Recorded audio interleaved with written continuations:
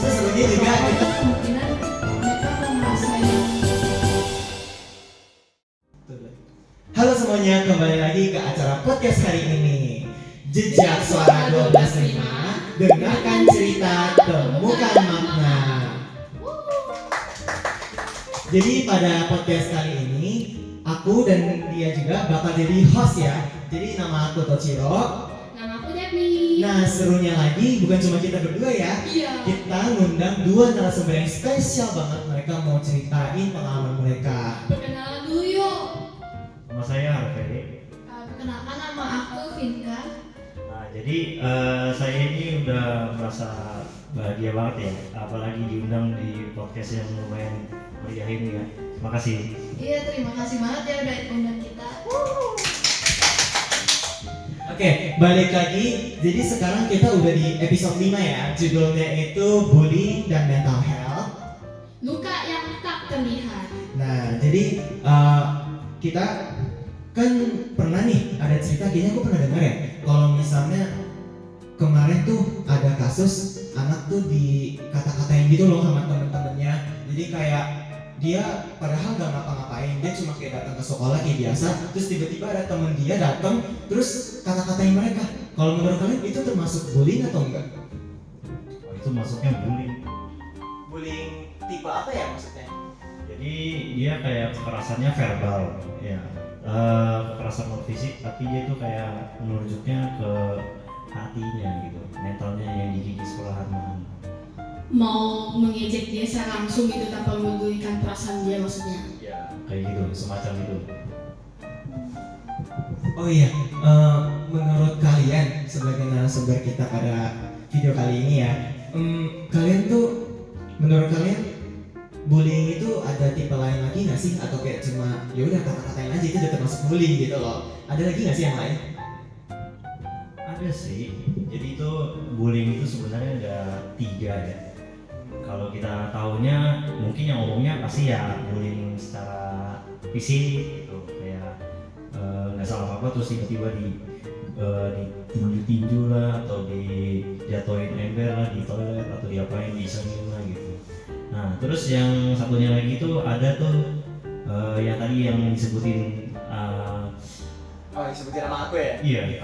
Itu termasuknya bullying apa? Itu termasuknya bullying yang termasuk kayak mengikis mental secara perlahan gitu. Jadi dia kayak awalnya kan orang-orang mungkin merasanya kayak oh ya bercandaan, tapi kalau semakin lama orang-orang itu kayak benar-benar tekanin terus, nah jadinya kan mental kikis. Nah kalau contoh yang terakhir itu di internet, karena kita kan udah mengikuti perkembangan zaman nih, apalagi teknologi udah makin maju dan generasi kita udah jadi 5G ya sekarang ya.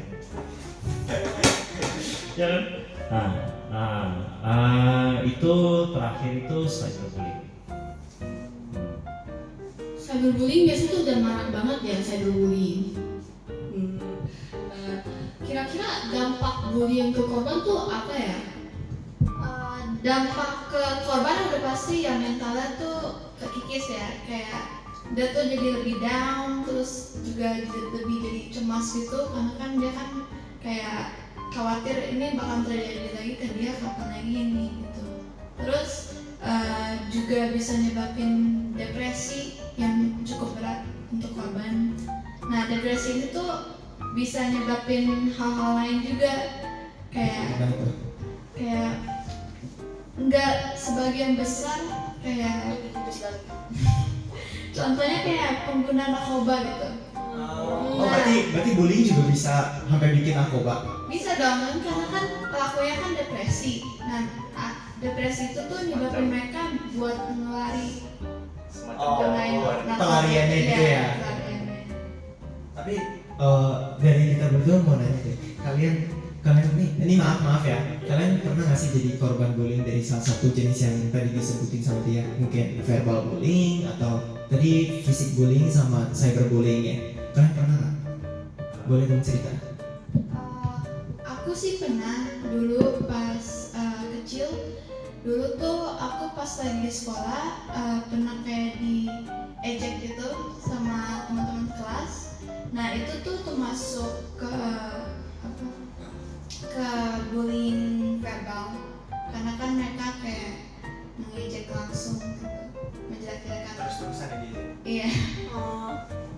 pasti berat. Kalau dari kamu? Oh, kalau saya sendiri belum secara langsung sih, cuman saya pernah waktu dulu ada teman masa kecil ya. Dia tuh kayak ya mungkin gara-gara itunya sih. Pada bilangnya katanya dia punya tampangnya buruk, terus kelakuan juga aneh kan. Katanya dia mungkin kadang nggak connect pas diomongin apa gitu. Terus Orang intelekan ya? Iya, ya mungkin orang-orang pasti mungkin orang kalau yang sekarang sih sebutannya ADHD ya, ADHD gitu.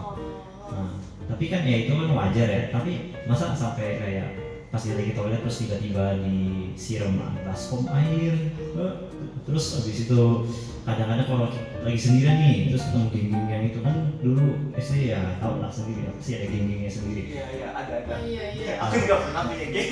Oh. Untungnya kita nggak pernah bully orang Ya sih. Iya. bisa kita itu nggak geng-geng yang buruk juga ya. Jadi ya itu gengnya ini gengnya kayak apa sih namanya, dia kayak udah terkenal lah kayak suka fisikin orang gitu tanpa alasan yang jelas, tapi dia tuh kayak suka fisikin orang.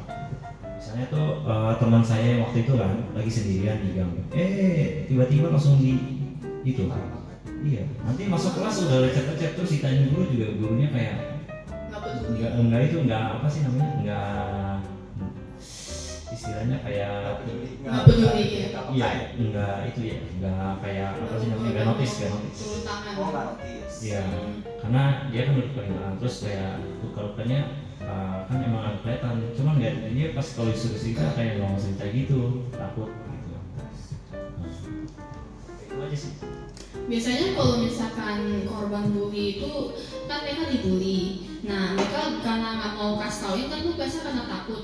Tapi menurut kamu tuh kalau mereka nge-admit atau bicarain apa yang mereka alami itu bisa membantu atau tidak tuh? Ada caranya nggak buat mencegah bully kejadian itu? Kalau menurut gue sih nggak terlalu ya. Soalnya kan sebenarnya bullying itu kan tergantung perspektif masing-masing ya. Kayak kita mau ya udah nanti juga itu hilang atau enggak. Kalau emang dia berkelanjutan dan benar-benar gak bisa diomongin, ya kita sendiri harus punya power buat kayak ngelawan gitu. Walaupun emang nggak di guru nggak ada, tapi ada lah, masa nggak ada kayak satu teman pun nggak ada yang mau bantu gitu. Kan kalau cerita temen kan atau cerita yang kayak langsung ke orang tuanya kan, orang tuanya langsung kasih tahu, weh ini anak lo kenapa nih, kok diginiin gitu. Pasti mana saya sih nggak percaya, soalnya kayak masa sih ada orang tua gitu amat ke anaknya kayak nggak peduli gitu. Udah? Aku mau nanya nih. Kan itu temen kamu, aku mau nanya deh, selama dia dapat perundungan kayak gitu dari teman-teman yang geng gitu, kamu ngelihat gak sih ada sifat dia yang berubah kah, atau kayak mungkin perilaku atau habit dia gitu kayak tiba-tiba berubah gitu. Terus habis itu kalau menurut kamu mental health dia tuh sebenarnya terganggu atau enggak sih kalau misalnya dapat bully kayak begitu? Apalagi itu kan verbal ya, verbal, terus habis itu juga katanya fisik juga, sampai dilempar embel tadi ya. Kamu gimana? Jadi itu sebenarnya kalau diamati ya, kan saya juga kadang-kadang pasti ngamatin teman sekelas lah, masa enggak, kayak kita kan peduli sama waktu sedikit, baru balik istirahat kenapa lecet-lecet gitu. Terus semua pada nanya dia diem doang. Nah jadinya pada itu kan, nah saya notice kalau dia ini kayak dari tahun ke tahun ya, emang sih geng-geng itu kayak udah bercimbung situ, tapi semenjak kayak kan makin naik kelas kan kita nggak ada yang tahu situasinya gimana. Jadinya ada yang pindah sekolah lah, ada yang pindah itu lah. Nah jadinya geng itu kayak berkurang gitu di situ. Nah konsentrasinya geng itu berkurang dan dia ini secara otomatis dia kayak membuka pintu gerbang buat malaikatnya sendiri dong, kan nggak ada yang peduli lagi. Tapi kalau dari sifatnya, Nah kalau dari sifatnya sih iya, makin lama dia kayak agak pendiam, tapi malahan kayak dia kayak next time aku nggak mau gitu lagi lah. Akhirnya makin kesini jadi glowing up dia kayak akhirnya nge-gym gitu dan ada sebagainya. perkembangan berarti Iya. dia berhasil move on dari masa lalunya ya. Iya. Bagus sih.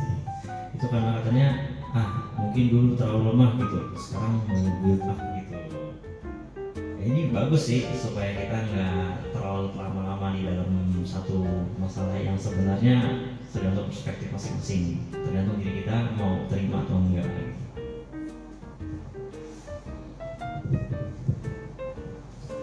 Saya juga penasaran nih ya, saya mau tanya kamu nih coba. Katanya kalau misalkan orang yang jadi korban bully itu kan ada antara yang mau pindah sekolah atau mungkin mereka pergi ke gym kan, membuat badan mereka lebih bugar gitu. Nah, kira-kira kalau misalkan mereka fisik kan, secara fisik itu berubah, kalau secara interaksi sosial misalkan, mereka tuh mau berbicara dengan orang berubah nggak? Maksudnya pembicaraan orang, Maksudnya tuh kayak Interaksi. cara mereka berbicara sama orang gitu. Seperti dulu mereka kan tuh extrovert gitu, tapi gara-gara dibully mereka jadinya antisosial gitu. kalau itu sih udah pasti ya, kayak kan itu kan kayak trauma gitu. Nah itu tergantung mereka bakalan balik lagi ke sisi extrovert mereka atau enggak. Tapi kan itu udah pasti nggak pasti kan. Jadi kayak kebanyakan orang yang abis dibully tuh mereka jadi kayak langsung introvert gitu, kayak lebih ke dunia mereka sendiri aja, karena kan mereka pernah ngalamin semua itu dan mereka kayak menghindarin aja. Tapi saya punya teman nih, dia kan dibully. Nah, kan dia tuh extrovert. Tapi waktu dia dibully tuh dia memang ya sakit hati ya. Tapi dia kabur dari masa itu tapi tetap extrovert gitu. Dia cuma tahu cara menghindari orang-orang yang kayak tipe bunuh dia dan dulu bully dia tuh gimana. Tapi dia tetap extrovert. Tapi dia menghindari orang-orang tertentu. Oh, berarti jatuhnya Kayak korban pembulian yang sadar kalau dia dibully makanya dia kabur dari lingkungan itu. Iya. Orang-orang yang kayak gitu sih juga ada, cuma kayak ya nggak banyak. Lebih banyak kayak yang Kabur ya. nggak kabur, Oh, karena kan mereka nggak tahu kayak cara itu. sedih banget ya. Sedih banget. Susah sih sebenarnya kalau misalnya kita sebagai korban bullying harus speak up gitu, apalagi kan kalau misalnya kita nggak ada nih yang sepihak sama kita, aduh itu susah banget sih sumpah. Ya, susah banget tuh saya kayak menderita di neraka sih. Iya. kayak harus kayak harus punya power up sendiri gitu. Jadi harus stay alone tapi tetap mempertahankan hidup gitu. Mau di sekolah kayak mau di rumah kayak kita kan belum tahu situasi di rumah gimana. Aku mau tahu pendapat dari kalian, pandangan dari kalian. Kalian tuh bisa nggak sih bedain yang mana yang pembulian, yang mana yang candaan gitu? Pasti kalian semua pernah kan saling bercanda, tapi kadang kan kalian nggak tahu kalau misalnya kalian tuh sebenarnya ngebully orang atau malah enggak gitu. Kalau dari kamu gimana? Kayaknya sih itu tergantung pandang kita ya. Kayak misalnya orang A itu tuh dia kayak kalau kita bilang kayak ih kamu jelek banget sih, mereka bisa kayak misalnya orang A itu menganggapnya kayak oh itu cuma bercandaan. Nah tapi kalau kita bilang ya hal yang sama ke orang B itu juga bisa juga mereka kayak yang ngambilnya bukan candaan, kayak oh ini orang kayak bilang aku jelek gitu ya. Jadi itu tuh tergantung orang banget, kayak kita kalau mau bilang hal-hal kayak gitu tuh kita harus tahu orang itu tuh kayak bakal ngambilnya tuh kayak gimana, karena kalau kita ya salah bilang mereka bakal jadi offended gitu. Kalau dari pandangan kamu gimana? Ya sama sih, nggak jauh beda. Soalnya kan pernah nih quotes-nya yang paling gue suka tuh kayak stay focus in your words ya, kayak fokuslah pada kata-katamu karena nggak semua orang bisa terima kata-kata kamu gitu kan. Ada yang kayak bisa melonjak lah, kayak pas ada juga yang bisa nerima gitu ya. Nah ada beberapa juga yang kayak setengah-setengah nih. Kadang-kadang kalau kita bercandain dia begini, kalau waktu bad mood udah dia jadi serius gitu. Nah itu yang susah sih kadang-kadang kalau ngeliat orang, apalagi kita kan harus pahami orang dulu sebelum bicara. Nah tapi yang jadi tantangannya itu sebenarnya waktu first greeting ya, kayak kesan pertama yang kamu dapat dari teman kan ya, makanya itu yang disamain kayak sebelum jadi deket sama teman mending sopan-sopan aja dulu gitu. Nah kita kan nggak tahu mereka bakal terima kita atau enggak gitu. Ada beberapa yang bisa terima, ada beberapa yang kagak gitu.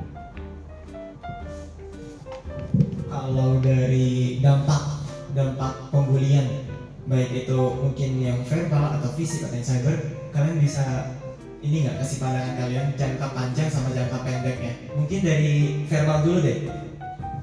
Kalau verbal jangka pendek ya mereka kayak misalnya hari ini dia diejek, terus dia pasti ngerasa kayak ini tuh orang kayak apa mean what they say nggak sih, atau mereka cuma bercanda doang ya.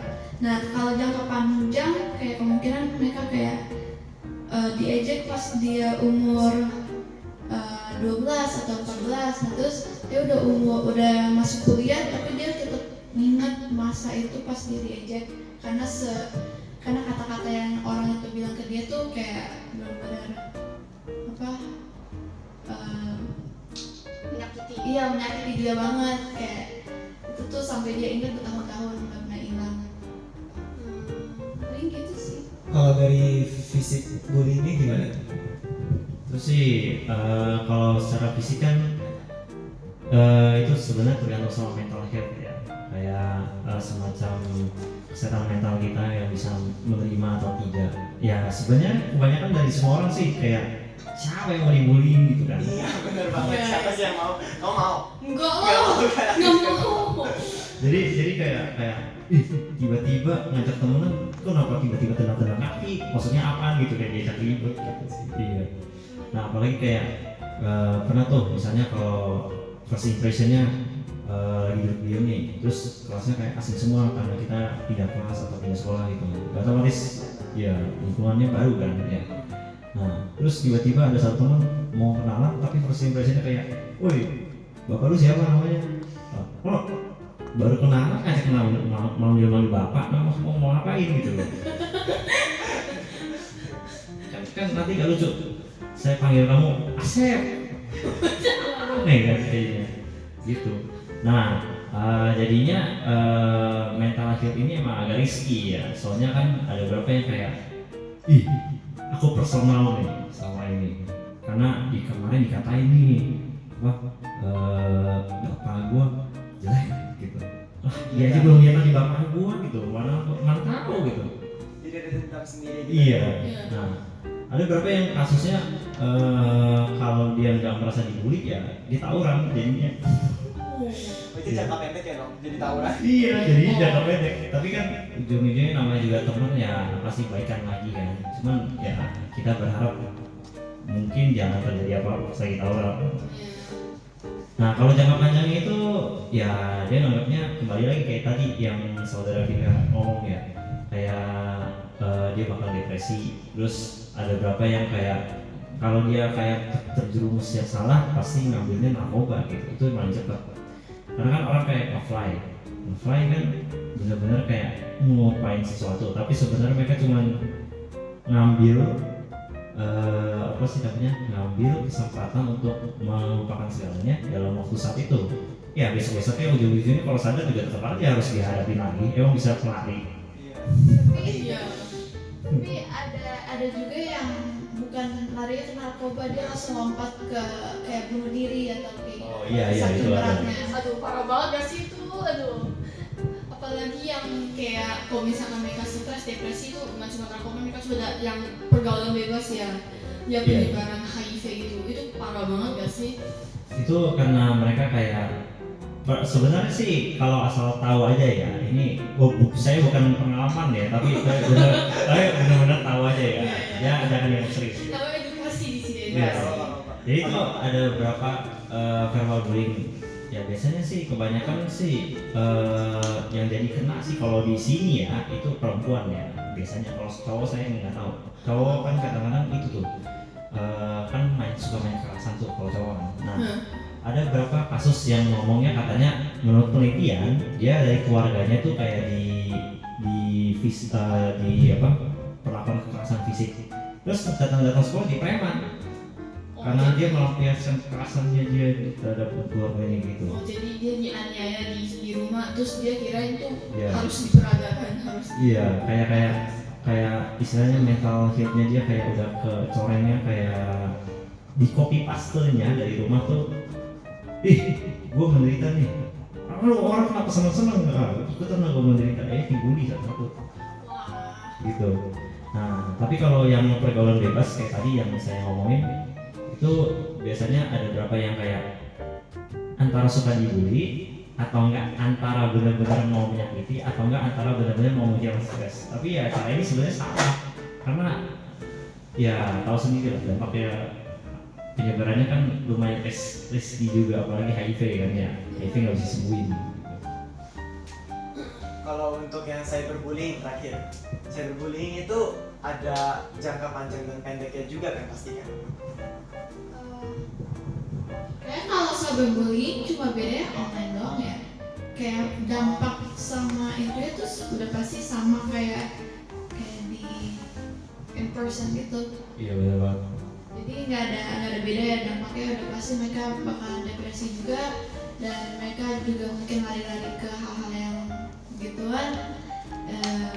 Karena ya udah pelariannya kan apalagi online ya, biasa kan orang ke online kan gara-gara dia mau kayak relaxing, kayak refreshing dari sekolah atau dari hal-hal yang berat yang terjadi di kehidupan mereka.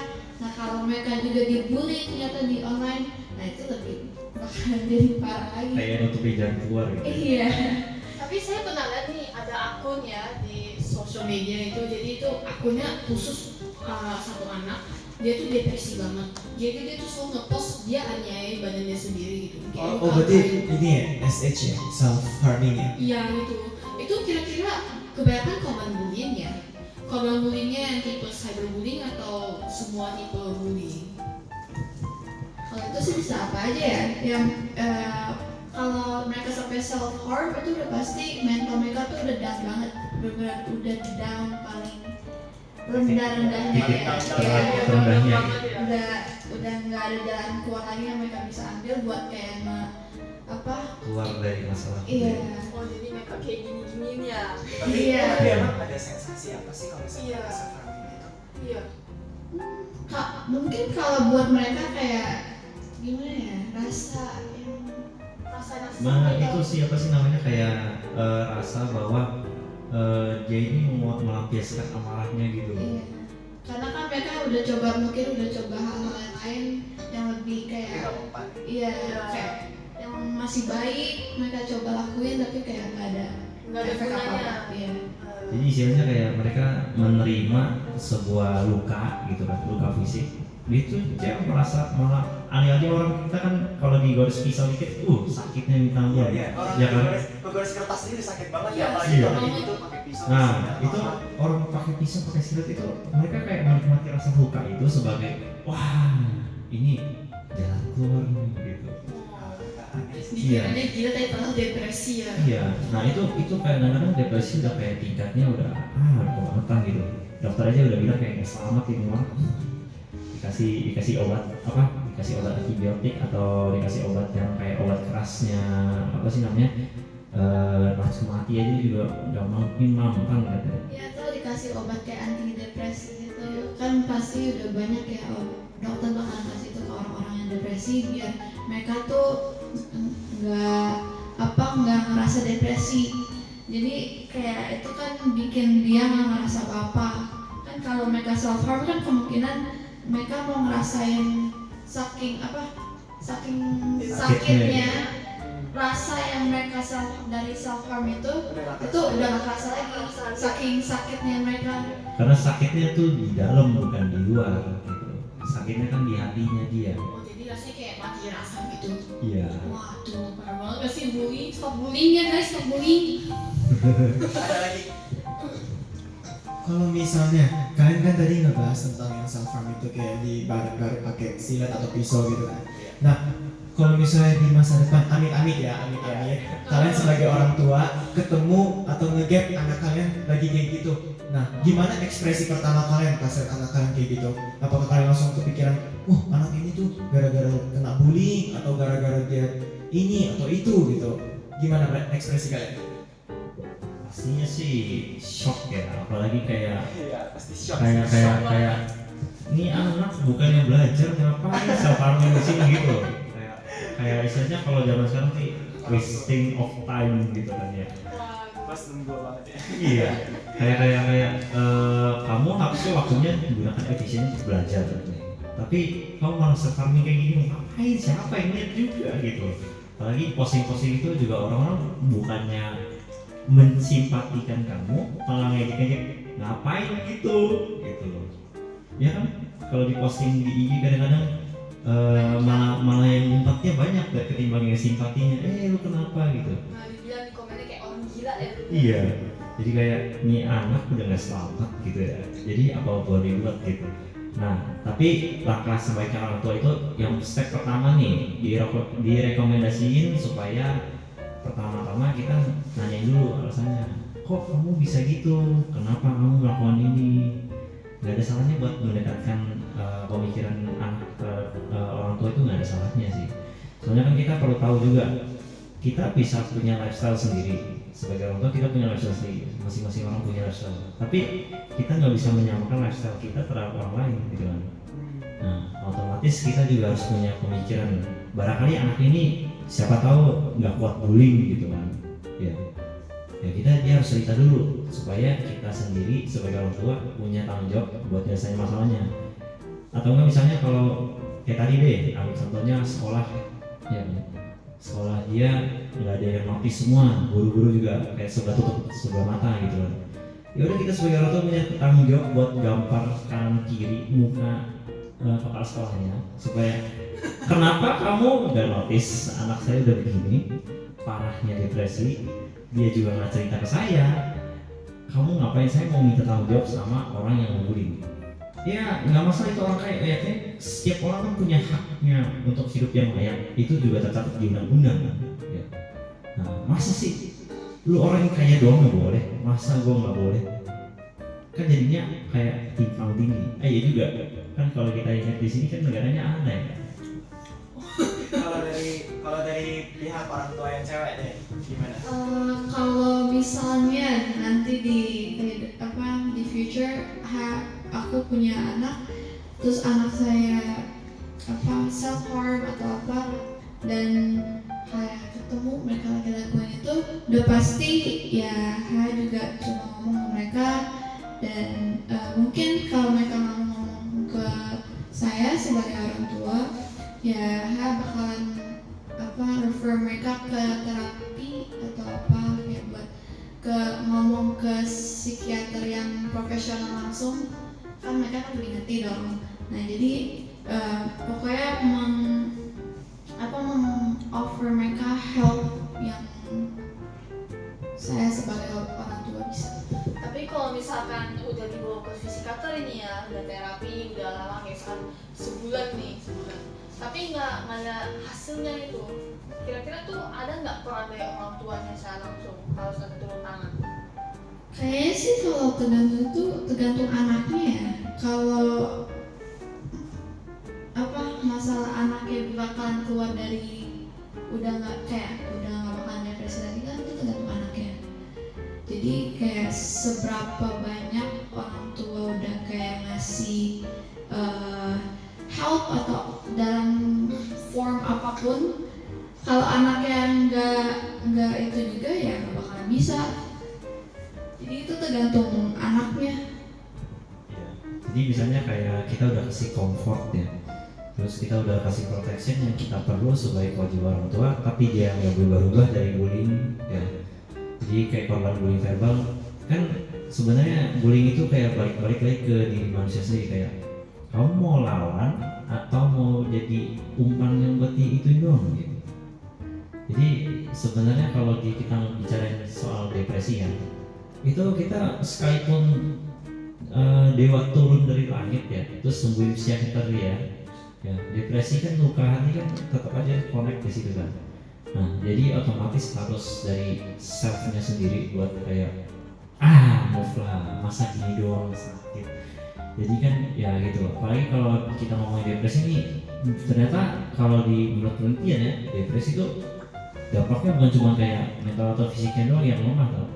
Jadi kayak kan dia merasa luka hati kan, otomatis fisiknya juga down, kayak dia sering-sering sakit, terus tiba-tiba kayak bahkan yang paling parahnya ada yang beberapa yang nunjukin ujung-ujung akhirnya penyakitnya stroke gitu. Jadi nih bullying juga bisa berdampak ke kesehatan lebih serius itu maksudnya. Oh. Gimana kalau dari kalian ngelihat teman kalian nih dibully, terus habis itu ternyata yang ngelihat itu bukan kalian berdua doang, tapi banyak banget yang ngelihat. Berarti kan jatuhnya kalian semua tuh penonton doang kan, penonton korban bullying. Nah, sebenarnya gimana caranya biar kata-kata penonton pasif korban bullying itu jadi menurun gitu loh. Soalnya kan rata-rata orang-orang tuh kalau misalnya ngeliat bullying pasti mereka pengen dong, pasti ada pengen jangan ngelarai gitu, tapi takutnya mereka sendiri kejerumus ke masalahnya Ya, gitu. terus ada pemikiran kayak jangan deh, takutnya kena juga jadi korban. Iya, makanya jadinya semuanya jadi penonton pasif. Nah, gimana caranya nih? Kalau itu sih kita sebenarnya bisa kayak kita tahu kan manners kan, aturan-aturan di masyarakat meskipun kayak nggak berlaku secara pasif, secara aktif gitu kan. Tapi kan dia berlaku kayak kita sendiri sebagai orang dewasa atau orang yang benar-benar senior ya melihat kayak ini kasusnya nggak benar nih gitu. Otomatis kita punya jiwa kayak pengen meluruskan satu hal yang salah ke yang benar. Nah cuman sebenarnya ada yang namanya paralysis human pas lagi ngelihat sesuatu yang misalnya kayak korban bullying kan ya, dia kayak kita keparalis sendiri, kayak diam doang nggak ngapa-ngapain, terus ngeliatin dia bully dan sampai kita nonton sampai akhir gitu, benar-benar kita tonton sampai akhir terus kita nggak bantuin apa-apa. Nah jadinya supaya menghindari masalah ini kita perlu kayak punya self comfort buat jangan ditonton lagi lah, ayo kita ngelarai gitu, kita ngajakin penontonnya. Biar makin banyak ya power kita yang punya. Iya kan, kalau kita sendiri kayak kita belum tahu premannya kuat seberapa, bisa ngangkat mobil enggak. Nah apalagi kalau kita ketemu yang kayak sumo udahlah. Iya itu emang serem sih. Iya. Jadinya kayak oh my god gitu sebelum mau nolong. Nah jadinya supaya kita punya power lebih banyak, better sih kita kayak ngajakin, ayo kita lerai gitu, jangan cuma nonton dong di sini nggak ngapa-ngapain, kan kayak jatuhnya kayak useless people gitu. Oke. Jadi itu intinya dapat nih ya guys, bersatu kita teguh, bercerai kita Iya juga benar juga. Benar juga. Dapat nih guys. Intinya dari kesadaran kita aja ya, kita harus sadar kalau misalnya kita nggak mau dibully ya jangan ngebully gitu ya kan. Ya berarti ya kalau misalnya kita melihat ada korban bullying juga, kita nggak boleh takut kalau buat menegakkan keadilan, tapi kita juga jangan kepedean gitu. Kita pikir kayak aku bener nih jadi aku harus maju, tapi kalian kekurangan orang, ntar yang ada kita sendiri ikutan kena. Iya, bukan sendiri gitu kan. Ya intinya kita harus sadar diri, kita tuh harus menerima kekurangan dan juga kelebihan teman-teman kita.